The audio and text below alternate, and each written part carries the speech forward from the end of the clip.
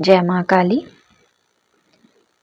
होलिका दहन 6 मार्च को करना है या 7 मार्च को करना है?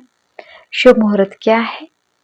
तो होलिका दहन भारत के कुछ क्षेत्रों में 6 मार्च को मनाया जाएगा, कुछ क्षेत्रों में 7 मार्च को मनाया जाएगा। लेकिन क्योंकि 6 मार्च को भद्रा पड़ रहे हैं और भद्रा में होलिका दहन नहीं किया जाता है, तो इसलिए 6 मार्च को होलिका दहन करना उचित नहीं माना गया है। अर्थात होलिका दहन जो है वो 7 मार्च को किया जाएगा। 7 मार्च को 6:24 से लेकर के 8:51 तक होलिका दहन किया जा सकता है। अर्थात होलिका दहन की कुल अवधि 2 घंटे 27 मिनट की है। तो मुख्यतः तो ये होता है कि घर की बाहरी होलिका जलाई जाती है चौक चौराहों पर। अगर आप घर पे भी जला रहे हैं तो घर के आंगन पर होलिका दहन करना चाहिए। तो सबसे पहले गोबर से लीप ले उस स्थान को जहाँ होलिका माता को रखना है। तो उसको गोबर से लीपने के बाद में आटे से चौक पूर ले, उसके ऊपर लकड़ियों का एक लट्ठा जो गट्ठा बनाकर रख दे, या तो कंडे का भी कर सकते हैं। तो ऐसा ढेर बना करके रख दे। उसके बाद में होलिका के ऊपर में जो लकड़ी के जो लट्ठे या कंडे के जो लट्ठे हैं, कंडे जो हैं उनके ऊपर में 7 बार या 3 बार या 3, 5 या 7 बार कच्चे सूत से सफेद धागे से उसको बांध दे, होलिका को बांध दे। फिर गंगा जल लेकर के गंगा जल छिड़के पुष्प से, रोली, मौली और गुलाल, विशेषतः गुलाल से पूजन करें। कुछ मीठा भोग लगा दे। महाराष्ट्र में पूरन पुली का भोग लगाया जाता है और एमपी में गुजिया, यूपी में गुजिया का भोग लगाया जाता है, लवंग लतिका का भोग लगाया जाता है। कुछ मीठा भोग लगा दे होलिका जी को, होलिका माता को, और हल्दी कुमकुम और गुलाल से कुछ भोग लगा के पूजन करें। उसके बाद में नारियल चढ़ाएं और वहां पर दिया जलाएं, कपूर जलाएं, पूजन करें। नारियल, अगर आपको लगता है कि आपके ऊपर नजर दोष है तो नारियल लेकर के उसको अपने ऊपर से उतार करके होलिका के अग्नि में अवश्य ही डाल दें। तो इससे ये होता है कि नजर दोष जो होता है वो दूर हो जाता है। जब पूजन पूर्ण हो जाए, हल्दी कुमकुम गुलाल से सब पूजन करके और भोग लगा दे, उसके बाद होलिका की 5 या 7 परिक्रमा करें और अपनी इच्छाएं होलिका के सामने बोलें।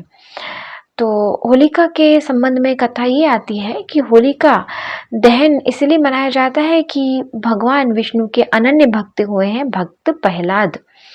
और भक्त प्रहलाद जो है, उनके पिता हिरण्यकश्यप, वो भगवान विष्णु, वे नास्तिक थे और भगवान विष्णु से वे बहुत ही नफरत किया करते थे। भगवान विष्णु का नाम भी वो नहीं सुना करते थे। लेकिन हिरण्यकश्यप की जो रानी थी कयाधु, कयाधु भगवान नारायण की, भगवान विष्णु के अनन्य भक्त थी।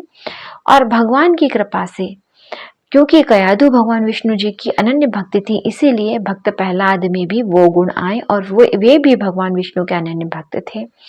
तो हिरण्यकश्यप जो थे वो हमेशा ये कहा करते थे कि भगवान जी का नाम नहीं लिया जाएगा, उनका नाम लिया जाएगा। पर भगवान हिरण्यकश्यप ने बहुत कोशिश की कि प्रहलाद भगवान नारायण का नाम ना ले, वो हिरण्यकश्यप का नाम ले। पर जब भक्त प्रहलाद नहीं माने तो उन्होंने विभिन्न प्रकार की यातनाएं देना शुरू करी भक्त प्रहलाद को। लेकिन कभी चट्टानों से फेंक दिया ऊपर से, कभी खाई में ढकेल दिया, कभी अग्नि में जलाने के लिए कोशिश की होलिका को गोदी में बिठा के। ऐसे अन्य प्रयास, बहुत सारे प्रयास हिरण्यकश्यप ने किए।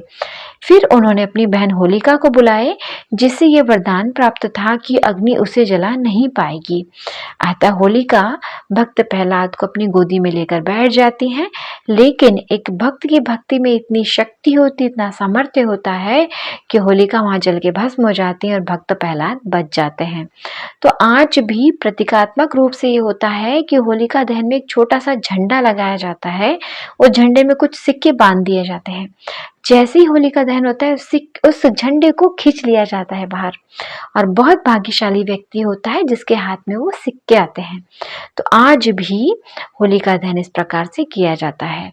होलिका में कुछ जगह पर यह भी कहा जाता है कि सप्तधान भुना जाता है, जैसे सरसों की फलियां हो गई और गेहूं की बालियां इस तरीके 7 प्रकार का धान्य भुना जाता है और इस भुने हुए धान्य को घर में संभाल कर रख लिया जाता है। और जब ललही छठ आती है तो ललही छठ में इस धान का उपयोग भगवान जी को चढ़ाने के लिए किया जाता है। तो इस प्रकार ये होलिका जो है, होलिका दहन बुराई पर अच्छाई का प्रतीक है। ये एक भक्त की भक्ति का प्रतीक है। कुछ लोग महाराष्ट्र में भी और कई अन्य जगहों पर भगवान विष्णु की पूजा करते हैं। होलिका दहन के दिन माता महाकाली की पूजा की जाती है, भगवान विष्णु जी की पूजा की जाती है और विशेष पूजा इस दिन भगवान विष्णु के नरसिंह अवतार की करनी चाहिए। भगवान नरसिंह अवतार, एक पटा ले लें, एक पट्टे पे पीला वस्त्र बिछा लें। पीला वस्त्र बिछाने के पश्चात भगवान नरसिंह की भगवान प्रहलाद जी के साथ में अगर प्रतिमा हो तो भी अच्छा, फोटो हो तो भी अच्छा। गंगा जल छिड़कते हुए हल्दी, कुमकुम, रोली, मौली, गुलाल इत्यादि छिड़कते हुए पूजन करें। गुड़ का भोग लगाएं, धूप दीप नैवेद्य करें, आरती करें। इसी तरह जब आप होलिका की पूजन करके आ जाते हैं तो अपने घर के सर्वप्रथम, होली में तो आपने गुलाल चढ़ा दी, सर्वप्रथम अपने घर के भगवान जी को गुलाल लगाएं।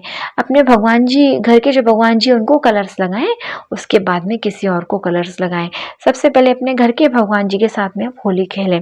दूसरा सबसे विशेष यह है कि होलिका में कोशिश करें कि टेसू या पलाश के पुष्पों से कलर बनाएं, या हल्दी से, या इंडिगो से, या अलग अलग नेचुरल कलर्स हैं, प्राकृतिक कलर्स हैं जिनके द्वारा प्राकृतिक रंग आता है, तो इनके द्वारा अपने भगवान जी का अभिषेक करें, इनके द्वारा अपने भगवान जी का पूजन करें।